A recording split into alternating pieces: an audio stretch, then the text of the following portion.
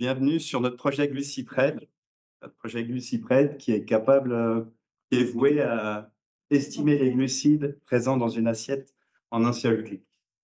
Donc pour remettre un petit peu de contexte, on a les personnes malheureusement atteintes de diabète, d'accord? Qui doivent, réguler leur glycémie et donc s'injecter une dose d'insuline avant chaque repas. Donc, pour ça, ils ont 2 problématiques, qui est déjà l'estimation, des glucides dans l'assiette. Ils doivent faire le calcul et derrière, c'est parfois un petit peu compliqué pour eux.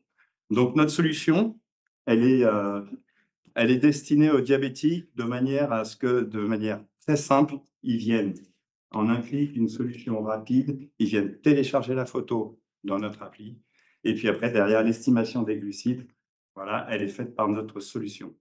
Donc la démarche ici, pendant ces 10 jours, elle a été dans un premier temps d'identifier les besoins, d'accord?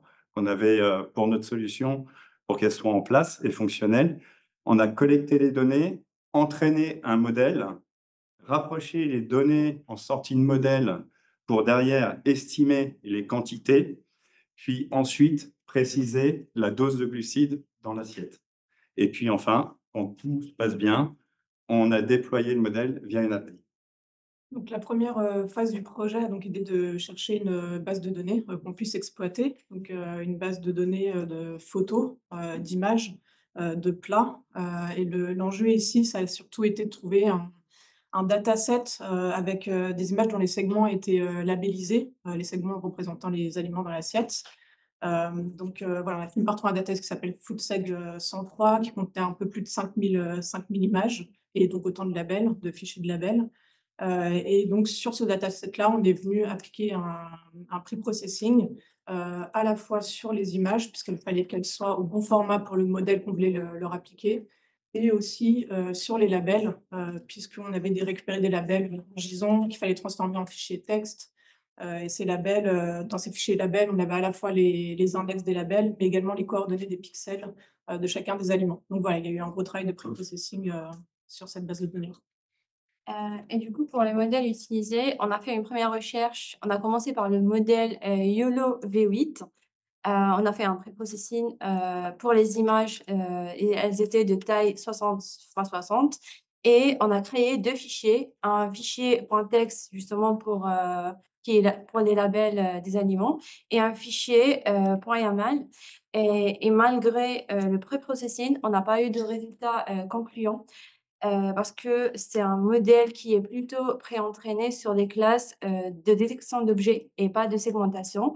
Du coup, pour aller encore plus loin, on a utilisé le modèle YOLO V8X Seg, et lui, pour le coup, on a eu des résultats concluants sur la segmentation d'aliments dans une assiette.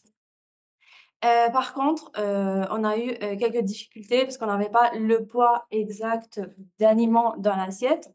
Donc on a intégré une dataset d'assiettes vides. Donc on a utilisé encore un autre modèle qu'on a combiné avec YOLO, VXX, Seg pour justement, déterminer le poids des aliments dans l'assiette par rapport aux dimensions de l'assiette. Donc à ce moment-là, on a réussi à, justement avoir une segmentation, d'assiettes, avec plusieurs aliments comme, vous voyez sur l'image.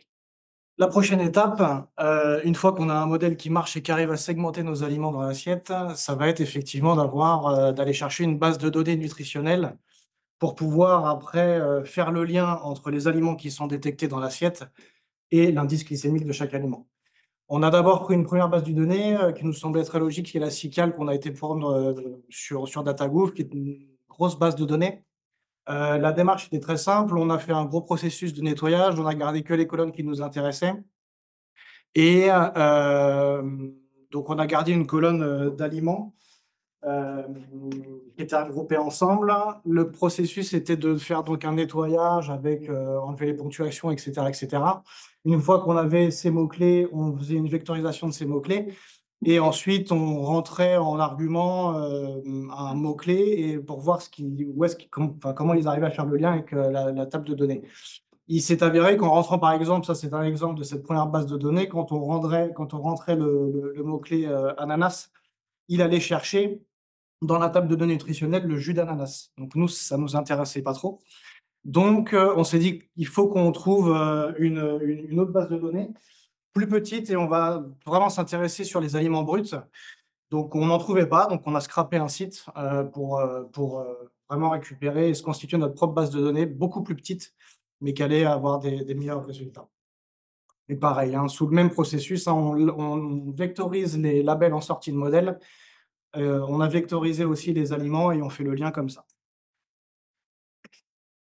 Et du coup, une fois notre base de données nutritionnelle disponible, en fait, notre base de données nutritionnelle, elle nous donne l'indice glycémique pour chacun des aliments, considérant qu'on a 100 grammes de ces aliments. Alors, notre modèle de segmentation YOLO qu'on a utilisé pour connaître, détecter chacun des aliments dans l'assiette ne nous donne pas cette notion de poids de l'aliment. Du coup, ce qu'on a fait, c'est qu'on s'est créé notre propre dataset étalonné, donc avec le poids de l'aliment connu. Et donc, ça nous a permis d'en déduire en fait un calcul pour le poids de l'aliment. Donc, la surface de l'aliment étant étudiée au regard de la surface de l'assiette et la taille de l'assiette étant elle-même estimée grâce à la présence d'une fourchette standard en fait sur la photo. Donc, ça nous permet de dire si on est plutôt sur une petite assiette, enfin une assiette de petit format ou de grand format. Et voilà, ça nous a permis de déduire un poids de l'aliment. Et donc, à partir de là, on peut venir appliquer l'indice glycémique correspondant. Du coup, pour construire notre appli, on a créé deux conteneurs Docker, un pour Streamlit et le deuxième pour API, qu'on a hébergé sur Hugging Face. L'objectif, c'est que l'utilisateur final, il va prendre une photo de son assiette, donc il va faire un request sur notre appli et justement, il aura un retour où il se trouve du coup la segmentation de l'assiette avec le taux du glucose de chaque aliment. Ouais, ici, vous avez le petit Streamlit qui est déployé en ligne. On pourra vous donner l'accès moyennant finance. Y a pas de souci. Il nous semblait pertinent aussi de vous parler de l'architecture de l'API parce qu'en fonction de l'interaction que l'utilisateur a avec notre application sur Streamlit, ça va venir interroger plusieurs endpoints dans l'API. Il faut savoir que sur cette même API, on a un premier endpoint qui va nous permettre d'identifier les aliments en fonction de la photo uploadée, qui va ensuite venir interroger via un autre endpoint, donc reprendre les labels en sortie, qui va traduire parce que les labels en sortie sont en anglais, donc il faut les traduire, il faut les vectoriser. Ensuite, on passe au prochain endpoint qui va analyser la similarité avec la base de données nutritionnelle. Et enfin, le dernier qui va nous permettre de calculer les glucides présents dans l'assiette en fonction de l'aliment. Voilà un résultat final. Donc, on a uploadé une photo.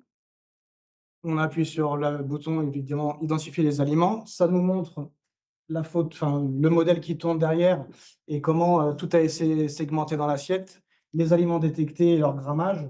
Et ensuite, là, on vous a mis une table où vous pouvez retrouver le nombre de glucides calculés en fonction des aliments détectés.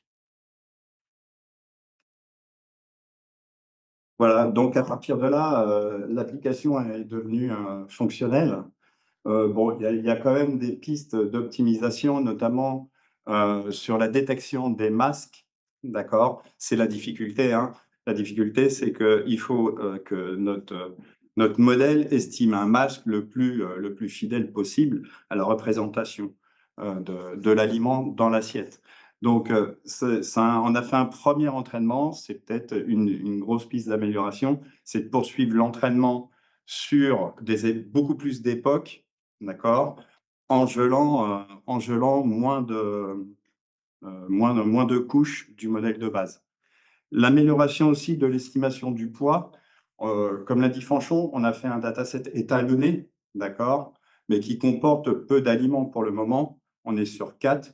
Voilà, l'idée, c'est de rendre notre alpha qui va transformer l'image, voilà, la segmentation de l'aliment en poids. Voilà, cet alpha, il faut l'optimiser. Donc, en apportant beaucoup plus d'aliments, une base de données étalonnée beaucoup plus importante. L'enrichissement de la base d'images, on est parti sur une base d'images FoodSec 103, d'accord? Donc, l'idée, c'est peut-être d'apporter plus d'images d'aliments de manière à ce qu'on puisse apporter le maximum de classes d'aliments. Voilà. Et puis, l'amélioration de la base nutritionnelle. On est sur une version scrappée. Donc là, effectivement, l'idée, c'est d'augmenter cette base nutritionnelle avec beaucoup plus d'aliments. Voilà.